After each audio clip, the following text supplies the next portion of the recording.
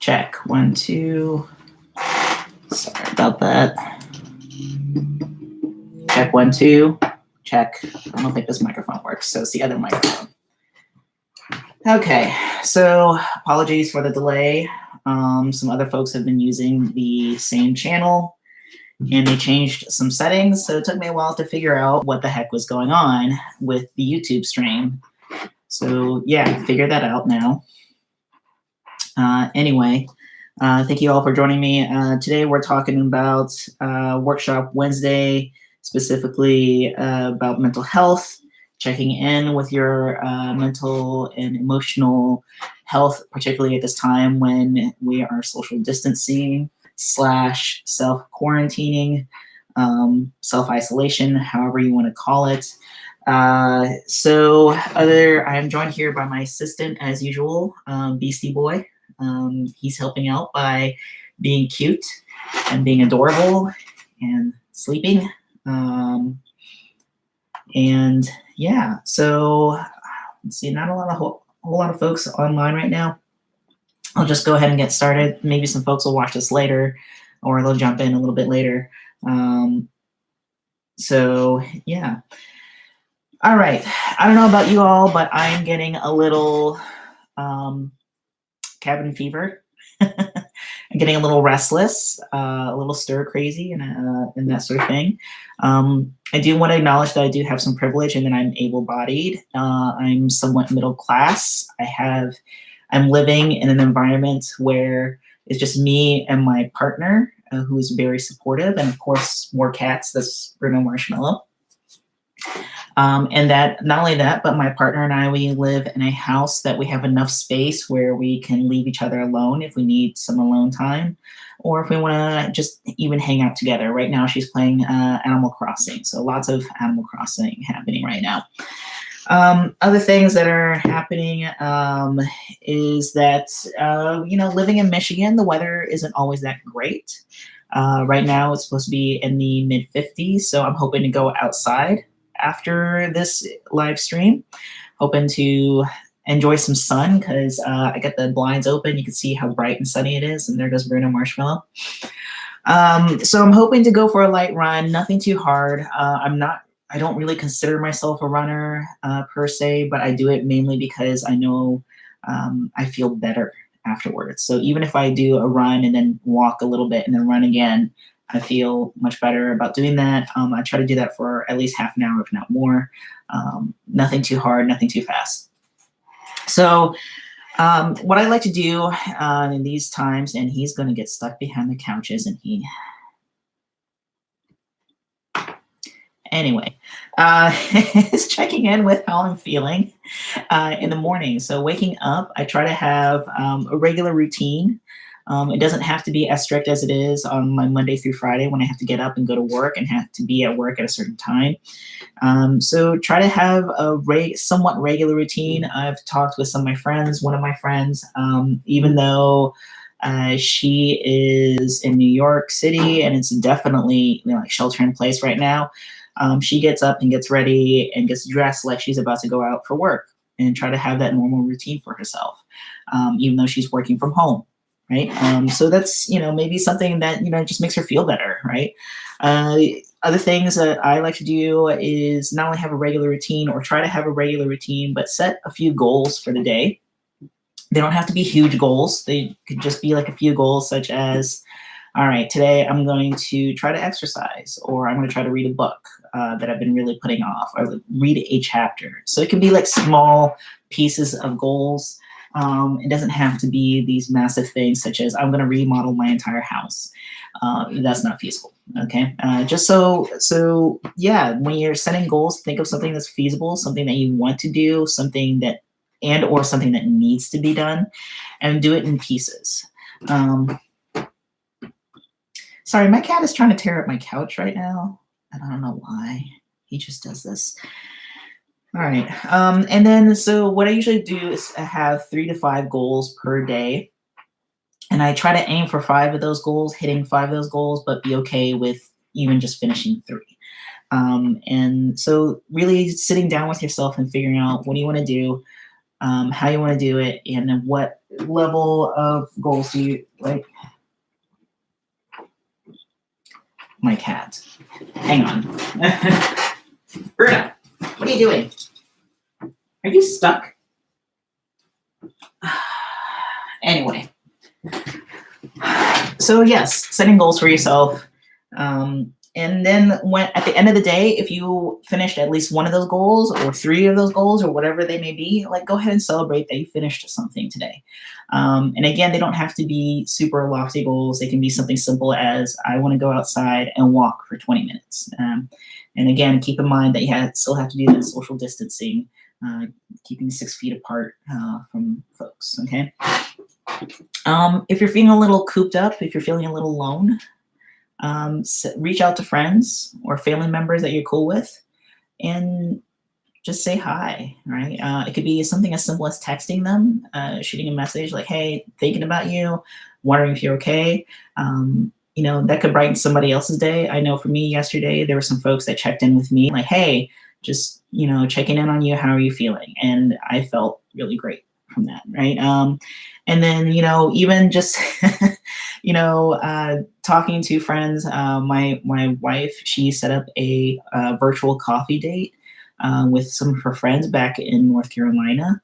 And, even though we're in the same time zone, we're clearly several states apart. So setting up a virtual coffee date where, they do FaceTime and they're talking about what's going on in their lives besides self-isolation, right? And how it was really cute too because one of them is also already married, and so her husband was playing Animal Crossing as well. So it was just really funny. So yeah, just setting up dates to check in, have a coffee date, or maybe like a virtual happy hour even. My wife's coworkers did that last night. So that was really cute. And if you're not a drinker, that's totally fine too. You could just have coffee, you could have a soda, or just check in with folks. The great thing about this day and age, we have FaceTime. And so that's a way to see folks and hear from folks. I know it's not the same as being with someone in person, but we got to do what we got to do right now. So yeah, I think something that is really on my mind also a lot is for our folks who, unfortunately, due to whatever circumstances, usually due to financial, is that they're staying with family that is not very productive, right? So maybe those family members are like emotionally or verbally abusive, hopefully not physically abusive as well, particularly for our LGBT folks. So when that happens, again, I acknowledging my own perspective and how I view things may be different for someone else, is being able to do something for yourself. Like, what are you doing for yourself? Who is your support system that is outside of your family or outside of your home environment?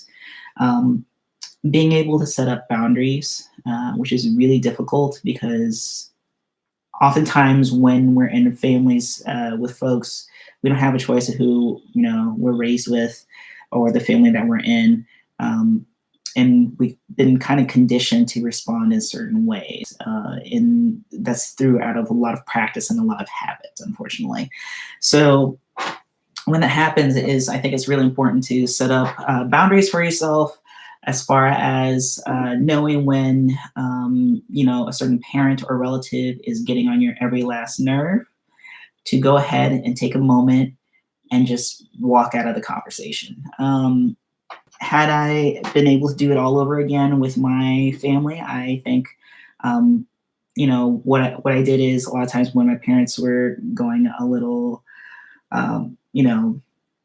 to the nth degree about something about my sexual orientation or my gender identity, I just walked out of the room. I was like, I am a perfectly grown adult. I don't have to be here for this. So I just walked out of the room. And again, it's different when you are living with them. Were I to do it over again, I would probably say something along the lines of where this conversation is going is not productive. It's very harmful for the sake of our relationship. I am ending this conversation right now. we can revisit this at another time. Um, and that takes a lot of work. It takes a lot of practice. My parents now know that if there are certain topics that they try to get in on with me, and I get upset or I just walk out of the room, they realize, okay, well, we're just gonna stop saying this stuff, which works, right? They acknowledge that saying those things are is harmful. They just don't acknowledge why those things are harmful. So it's a process, right? So again, thinking about like how are you setting up boundaries for yourself with the home environment that you're in. If it's not a hostile, if it is a hostile home environment, if it's not supportive at all, if you're not out, or if your family's forcing you to not be out and stay closeted, what are you doing for yourself to ensure that you are feeling centered, that you are feeling supported, right? I know that a lot of LGBT centers are closing up temporarily during this crisis. So, I know this sounds really kind of dated, but maybe looking for online forums, whether that be Reddit. I know back in the day before, the hookup apps and the dating apps and that sort of thing, a lot of folks in the LGBT community back in the 90s would go onto like Yahoo group chats, right? So again, that's a little bit of the history, right? So again, looking at online forums, looking at online support groups, checking in if you are already seeing a mental health counselor, see if your mental health counselor has an option to do online counseling. If you are not seeing a mental health counselor right now, that is going to be a little bit more difficult to find someone to, just off the bat talk to if you haven't already done that intake. For those of you who have never done mental health counseling before, intake is a process where a counselor sits with you and tries to get a read of like what's going on with you, what's going on with your life, how safe are you in your current environment, or how unsafe are you in your current environment, and that sort of thing. It's required for all licensed counseling sessions. And that's not to say to find every single fault that is, quote, wrong with you, right? It's to make sure that your sessions are addressing the issues that are being presented, right? So there could be some other issues that you're not even aware of. But there are some online help resources. You can do either Google searches, or if you are already seeing a counselor, you can also ask the counselor for some referrals of what they recommend. There's also online groups such as AA or NA, like Narcotics Anonymous. There's online groups for anxiety and depression. So again, there are some, ways to find resources or to find support. Please broaden what you consider your network of support, because that'll be really helpful as far as making sure you're not relying on any one resource, especially if that one resource is no longer available, right? So we want to create like a safety net for yourself. Some mindfulness, some things that you want to keep in mind, like maybe doing some mindfulness techniques such as some breathing exercises or breathing techniques, maybe some meditation or some movement. I'm one of those folks that definitely likes to do a lot of movement, whether that be, exercising or doing something with music even, or just getting out of the house, right, and walking. So that could be an option as well. Nature is definitely something that is really helpful if you do have the ability to be in a place where it's peaceful and there's nature, whether you're somebody that needs to hear water or hear, bird singing or something, that's a way to get out there as well. I talked a little bit about online resources and online groups already. I think the hardest part is, have you taken your meds? If you're already taking meds related to your mental health, please continue taking them. Also check with your pharmacy that there's an option to get your meds maybe through drive-through, if you have enough refills. If not, please go ahead and contact your care provider and ask for more refills. This is some strange times. Everybody's anxious, right? Everybody's anxious, and now everybody's maybe a little bit depressed as well, or feeling a little down. And people will cope in all sorts of different ways or not. So please take your meds. I know people forget or whatever it may be. So whether it's a reminder or just having a regular routine. This goes back to, again, having that regular routine. So what I do is I take my vitamins and my meds and everything at night right before I go to bed, right? Unless it's a medication that will keep me up at night. That's my routine, right? So I take it right before I go to bed. Have some water right there, and I'm able to take my meds. So having a regular routine is really important. Um, and then acknowledging and processing your feelings, that's the really hard part. If you have, again, really huge proponent of therapy. If you are not in therapy, I really highly recommend it, because it's a way to process whatever feelings that you may have that are maybe all jumbled together or messed up, or like tangled in some sort of way. The best way I could think of describing it is like, earbuds. You have a bunch of different earbuds, like the wired ones, not the Bluetooth ones, and you throw them all together, and now all the cord is all tangled up, and then you can't figure out your right from your left. So that's what it is when you have emotions and feelings that are a little bit tangled. It's being able to take a look at it and figure out, okay, do we need to pull this one or move this one, or that sort of thing. So, and that's the really hard part, is acknowledging and recognizing your feelings. So if you're feeling down on yourself, such as you don't think very highly of yourself, and being able to take a step back and process, and it's like, do you really think of yourself in this way, or is it something else, right? um, it's really a huge trial and error process. I also do want to acknowledge I am not a mental health counselor. I am not certified. I am not licensed. I haven't even, last time I took psychology was 20 years ago. So again, all the stuff I'm saying is just recommendations. It is not the end all be all silver bullet, so to speak, for all of your emotions and issues and anxieties that are happening right now as we are in social isolation. Um, so yeah, so that's basically what I got right there.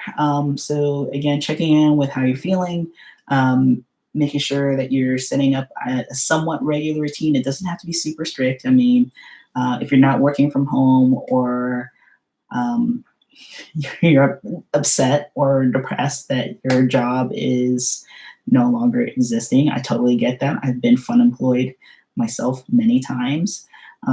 Being able to set goals, have a fairly regular routine, and then celebrate that you accomplish something, right? And that celebration doesn't have to be like super huge or whatever, but just acknowledging that, like, hey, I did something. I said I was going to do something like this thing today, and I was able to do it, and I was able to do it well. Um, and that's what I did for today. So being able to set goals daily or even weekly, for how long this takes.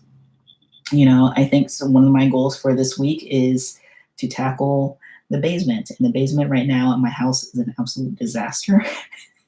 There's stuff everywhere. I still need to paint. I still need to clean. Stuff like that, right? So it's like, all right, that's my goal. By the end of this week, I hope to paint a little bit more and maybe start cleaning up, some things that are going on down there, right? My daily goals include trying to work out, and then trying to eat in a fairly healthy way. It's really easy to eat a lot of processed or junk food, or lots of sugary or fatty foods when you're at home, because you're like, well, what's the point, right? I'm not going anywhere. And it's totally valid. I don't want anybody to think that food is bad. Food can be great. So again, being able to acknowledge, what does your body need? What do you want? And is there a compromise, right? And then, yeah, if you are not able to accomplish those goals, being able to understand like why, and not really get down about it. It's like, okay, I did not do this today. Why is that? Is it because I don't want to do it, or is it because this task is too big, this project is too big to be done all in one day? If so, maybe breaking it into different pieces and like, okay, so this huge project involves these 3 major steps. What if I just did one step?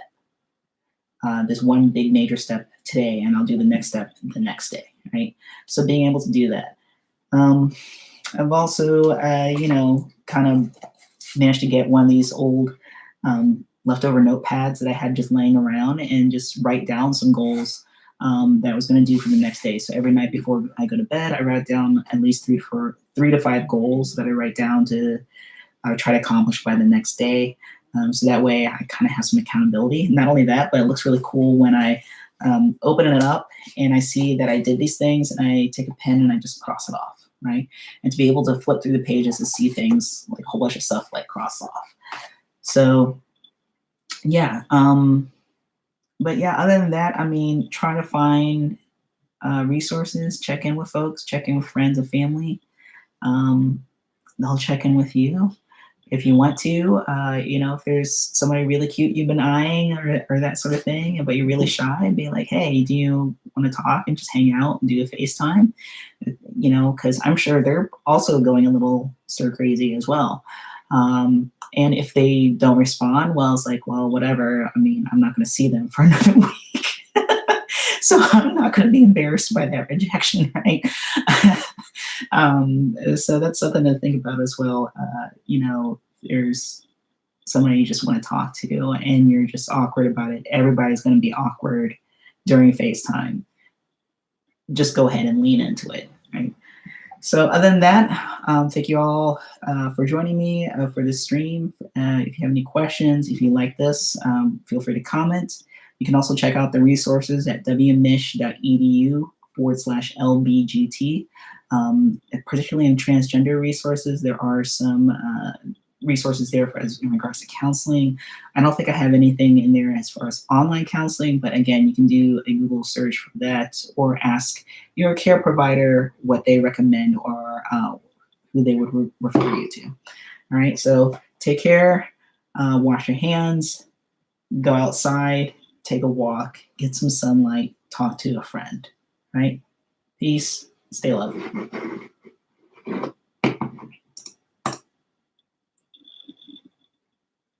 In the stream.